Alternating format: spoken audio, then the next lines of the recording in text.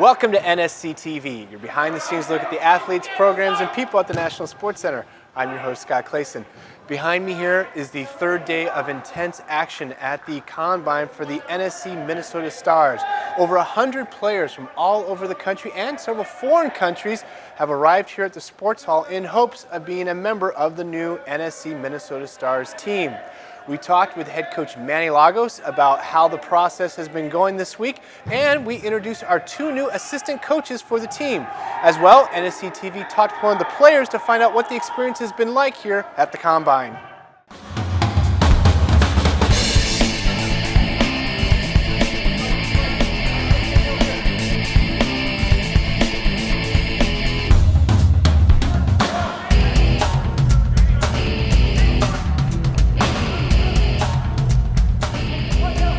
I think it's exciting. We have Carl Craig, a guy who's been in this community now. He hails from Europe, but he's been in this community for a while now, and he's worked very hard at many different levels, and I think he's going to provide a great amount of experience and insight. And at the end of the day, the biggest thing is for us is to make sure that this organization gets off the right way. I've had experience at many different levels, predominantly with youth, but I work with adults.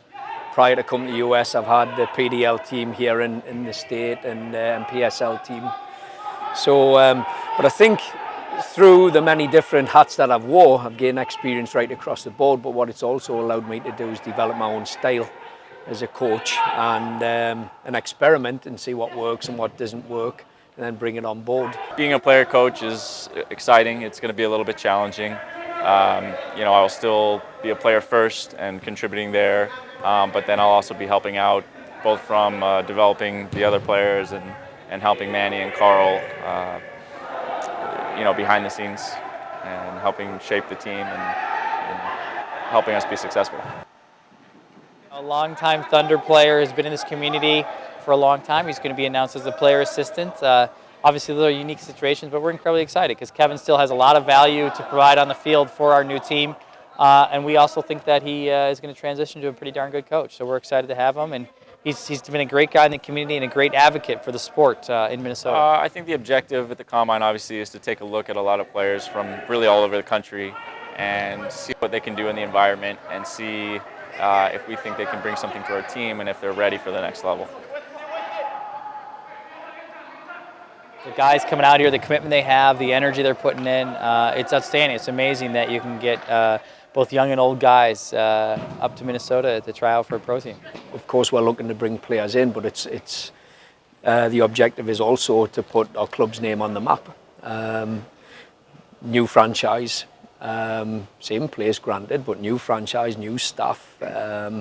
It's important, I think, for us to be known and to open the window and open the door to young players out there and young and old alike. I came here, I knew there was going to be a lot of competitive soccer, just a lot of people from all over the U.S.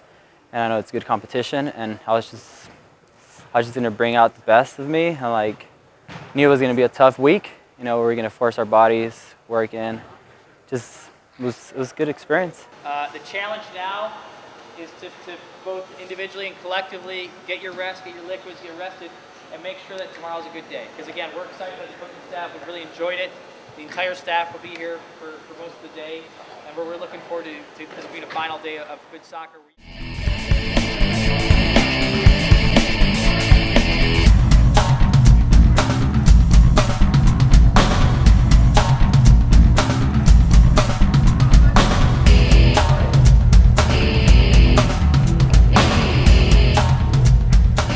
Yeah, I think I performed good.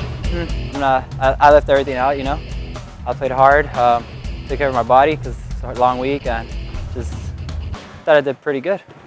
All right, thanks again, guys. Good work. We'll see you tomorrow. Okay? In other NSC Minnesota Stars news, the website for the new team should be launched sometime early next week, so be sure to look for that, as well as for any future signings in the coming weeks. Well, those of you who have watched NSCtv over time know that we like to talk a lot about the U.S. Women's National Hockey Team, who of course is called the Schwann Super Rink. They're home for the last 2 years. Last week, of course, they lost the gold medal game in the Olympics to Canada and ended up winning the silver medal. NSCtv decided to take a look back at the experience and the journey the U.S. women's team had during their time here in Blaine. Behind me here, the U.S. women's national team is hard at work in preparations for the 2010 Vancouver Olympics. And the women are going to be training on all the apparatuses that we have here, the weight room, the plyometrics area, and behind you is the shooting area. We just got back from Four Nations, which were in Lake Placid, where we captured the gold medal. And I'm here to give you a tour of the U.S. Women's Residency Program locker room here at the Schwann Super Rink in Blaine, Minnesota. Julie Chu, Harvard graduate in 2007, my teammate in college. Had a great time there in Boston. Getting her stick ready, taking it out of the team stick rack, as you see again, highly organized. I think the Blaine Residency program last year was critical for the players, especially out of college, and making the next step, to making a shift to improving every day. A lot of kids have prepared themselves for a long period of time, as Julie mentioned, upwards of 3.5 to 4 years dedicating themselves for this moment. We're really excited actually because we're just launching the U.S. Women's National Team fan club on the NSC website. It's called Be the Vehicle to interact with the fans. Stop. Where would you sit? Where would you sit? Take a stop. So it's cold, and then they put ice in it, and then they make us get in there and sit there for 8 minutes. It's made possible by a generous gift from Merv Lappin. He's from Colorado, and he's traveled all around the world with us to China, and he gave back to our program. It's basically a priceless gift. Come on in. Welcome. This is the locker room of Team U40 here at the Blaine Residency Program. Here we are getting ready for our men's league game. Absolutely, I'm on the mic. This is live, gang. It's an opportunity of a lifetime.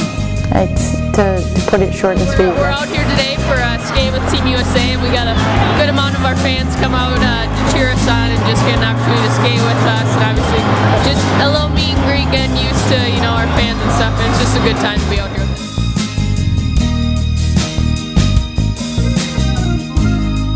Part of it has been the Blaine Residency Program, moving the team to Blaine, Minnesota, and training here consistently and having a real home base here. And so it's sort of, we wanted to see what they were up to.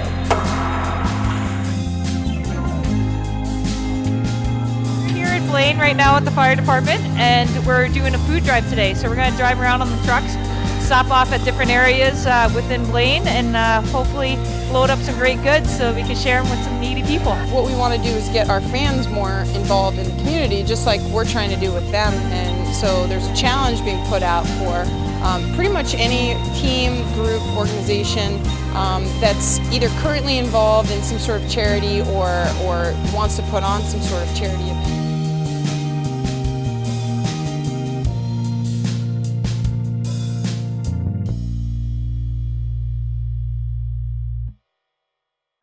Congratulations again to the U.S. Women's Olympic team for their silver medal, and we really enjoyed having them here at the Schwann Super Rink for the last 2 years as they prepared for Vancouver.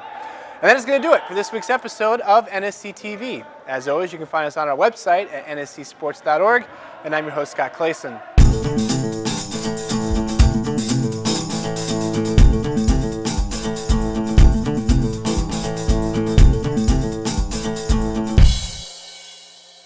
We're talking in-house, so I can say this off the record, right? But I can bring a big smile to my face. I think I've got a good outlook on it. I'm a happy chappy, as it were. And one take, Clays!